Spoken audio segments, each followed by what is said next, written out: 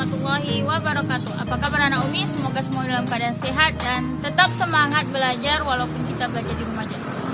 Materi kita hari ini tentang perumusan Pancasila dan penetapan Pancasila sebagai dasar negara.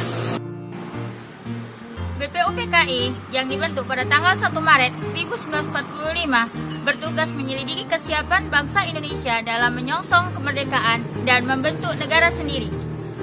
Pada awal sidang pertama, Ketua BPUPKI, Dr. KRT Rajiman Widyodingrat menyatakan bahwa untuk mendirikan negara Indonesia merdeka diperlukan suatu dasar negara. Usulan mengenai dasar negara secara berurutan dikemukakan oleh 3 tokoh pendiri bangsa. Yang pertama yaitu Muhammad Yamin yang mengemukakan pendapatnya pada tanggal 29 Mei 1945 secara lisan, yaitu mengusulkan 5 dasar. 1. Peri kebangsaan. 2. Peri kemanusiaan. 3. Peri ketuhanan. 4. Peri kerakyatan. 5. Kesejahteraan sosial. Secara tertulis, Muhammad Yamin juga mengemukakan usulan dasar negara. 1. Ketuhanan yang Maha Esa. 2. Kebangsaan persatuan Indonesia. 3. Rasa kemanusiaan yang adil dan beradab. 4. Kerakyatan yang dipimpin oleh hikmat kebijaksanaan dalam permusyawaratan perwakilan. 5. Keadilan sosial bagi seluruh rakyat Indonesia. 2. Supomo menyampaikan pendapatnya pada tanggal 31 Mei 1945. Beliau mengemukakan pendapatnya tentang dasar negara, yaitu 1. Persatuan. 2. Kekeluargaan. 3. Keseimbangan lahir dan batin. 4. Musyawarah. 5. Keadilan rakyat.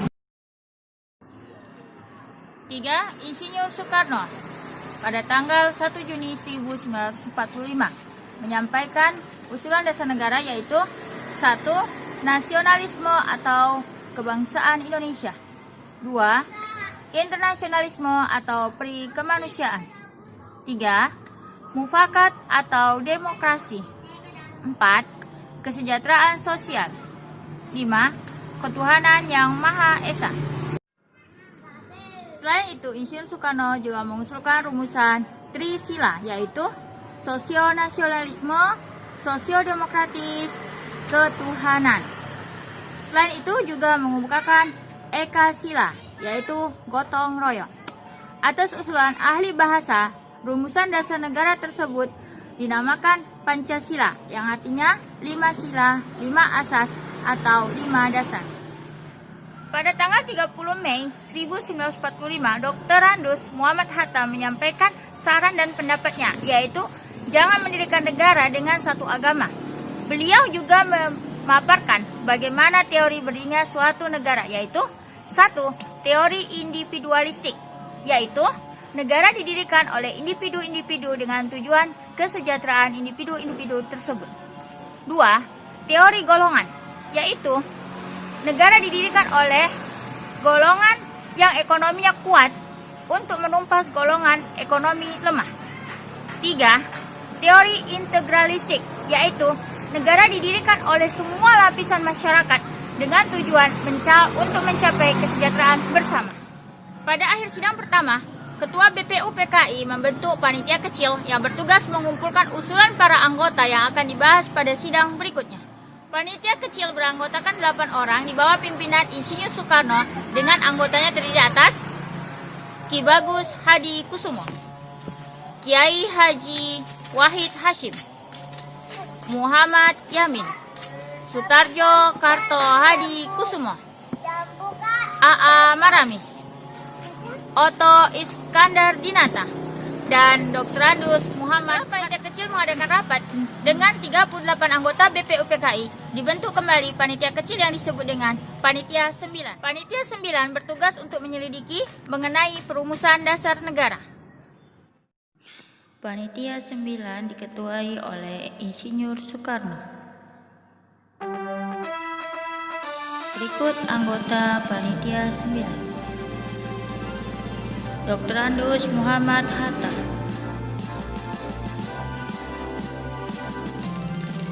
Muhammad Yamin,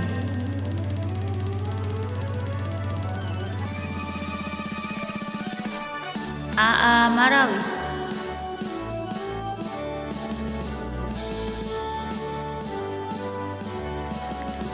Mr. Ahmad Subarjo.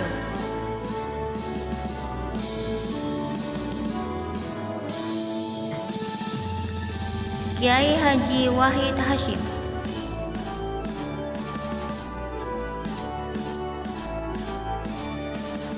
Kiai Haji Kahar Muzakir.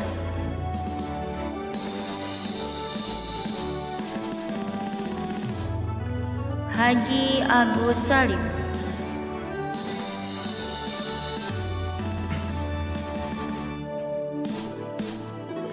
Raden Abikusno Cokro Sujoyo. Pada tanggal 22 Juni 1945, Panitia 9 telah mencapai satu persetujuan atau kesepakatan tentang rancangan pembukaan hukum dasar atau Undang-Undang Dasar. Oleh Insinyur Soekarno, rancangan pembukaan hukum dasar diberi nama Muqaddimah. Oleh Muhammad Yamin dinamakan Piagam Jakarta, dan oleh Wiryo Sanjoyo disebut dengan Gentleman Agreement. Pada tanggal 14 Juli 1945, Muqaddimah atau Piagam Jakarta atau yang disebut dengan Jakarta Charter disepakati oleh BPUPKI.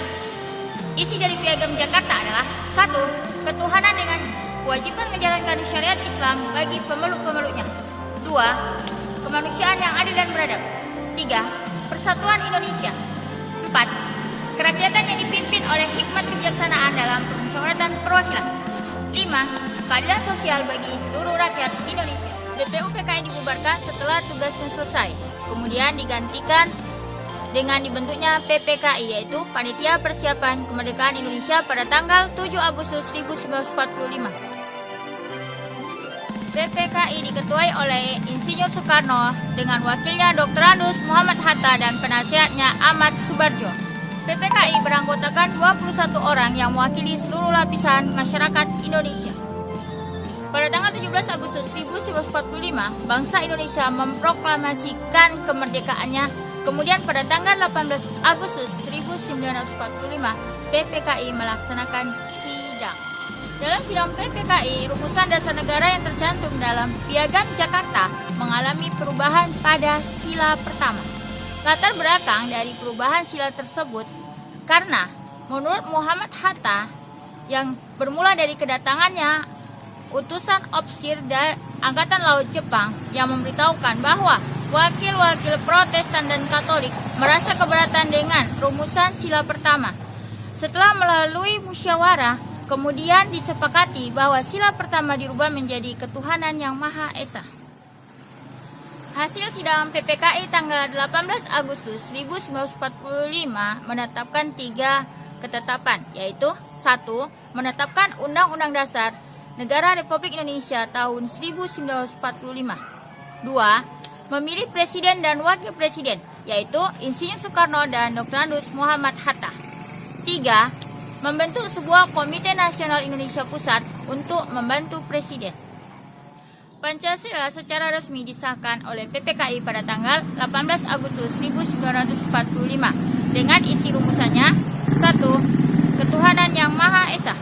2. Kemanusiaan yang adil dan beradab. 3. Persatuan Indonesia. 4.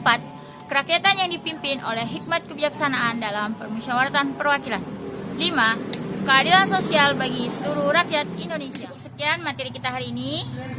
Semoga kita insya Allah akan bertemu di minggu berikutnya. Semoga materi kita dapat mudah dipahami dan mengerti dan bisa direalisasikan dalam kehidupan sehari-hari. Jangan lupa. Cukup sekian.